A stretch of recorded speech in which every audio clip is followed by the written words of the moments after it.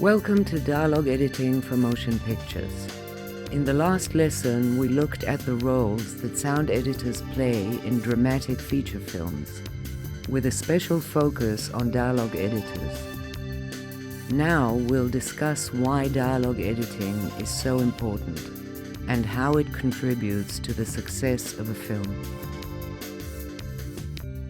Once you get it organized, the next really important thing to do is to smooth the transitions between the shots. Now, almost everybody knows that a movie is not shot in order. You don't start at "in the beginning" and shoot the last shot, "the end." Films are shot in a weird sequence based on location, availability of actors, availability of weird equipment, all sorts of weird stuff that makes you shoot a film in a really strange way.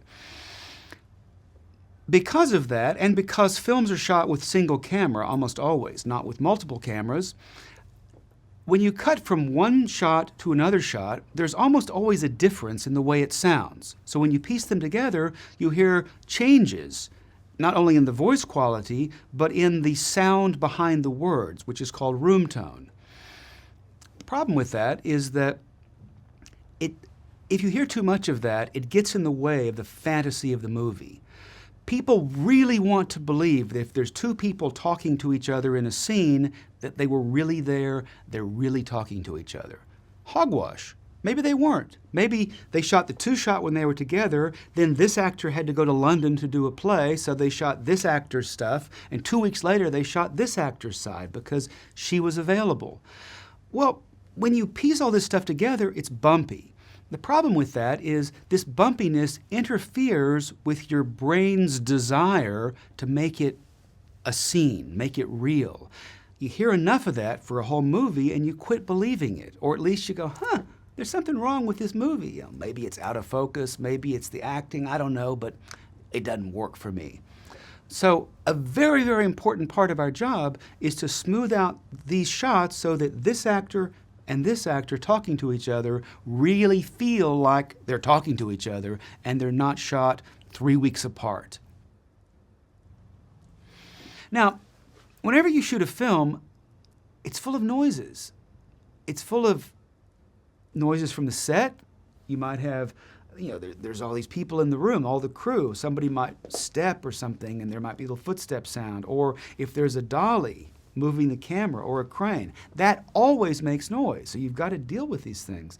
Or there might be there's sounds that are made by the actors themselves. You can always tell when it's almost lunchtime because you hear somebody's belly rumbling.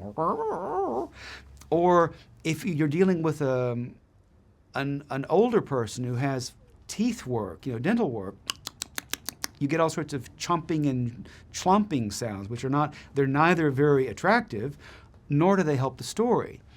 A lot of people also, before they talk, they always make some sort of a clicking sound.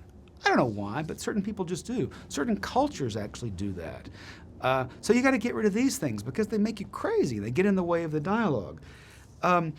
So we spend a lot of time getting rid of extraneous noises, even noises that might make perfect sense, like I'm walking and I'm talking, and on the last word of my sentence I go blah, blah, blah, blah, blah.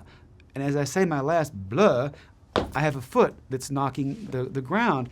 And it was perfectly reasonable to have a footstep there, but it gets in the way. So we find ways to get rid of that footstep so that blah, blah, blah, blah, blah, and the blah gets all the glory that it's meant to have. So getting rid of noises is two things. It makes the scene much quieter. It seems like you processed it, when in fact you didn't. You just got rid of noises. The other thing it does is it takes the filmmaking out of the film. When people watch a movie, they pay their good money because they want to go and be lost in a fantasy. A love story, a war movie, an action thing, a space thing, it doesn't matter. They want to get lost. And if you have little things reminding them that, it's a movie, like a dolly, or something that's just clearly from the set or from the traffic outside, it gets in the way of the fantasy, and it's not as fun. So getting rid of noises is a big deal. We do a great deal of that. These things we've talked about so far are sort of the technical parts of the editing job. But once you get all this out of the way, once it's smooth and it's organized and it's relatively clean, now you get to do some, you get to play your power trip as a dialogue editor, and you get to create perspective and depth and focus. You help to figure out, once you figure out what is this shot about, you can help people sort of look right there. Or if there is, if Polonius is hiding behind the curtain while Hamlet and Gertrude are having it out, you can create distance between the two of them so that when you're with Hamlet and Gertrude, you're very much in that fight. But when we go to Polonius's perspective, they're pushed back, and what matters is his frightened breathing, because of course, if he's read the book, he knows that he's about to get it. So you really can increase the drama just by the way you control the dialogue in a scene. So this is the cool stuff. This is the fun stuff that nobody can accuse of being boring or technical or nerdy. This is not nerdy. This is cool stuff. In order to create cleaner, smoother, richer dialogue tracks, editors organize the tracks, fix transitions between regions, and remove noises that interfere with the drama. They also create perspective and depth that enhance the story. But dialogue editors have many other responsibilities, which we'll look at in the next video. Thank you for watching Dialogue Editing for Motion Pictures, a guide to the invisible art. This series is produced by the Sela Sound School.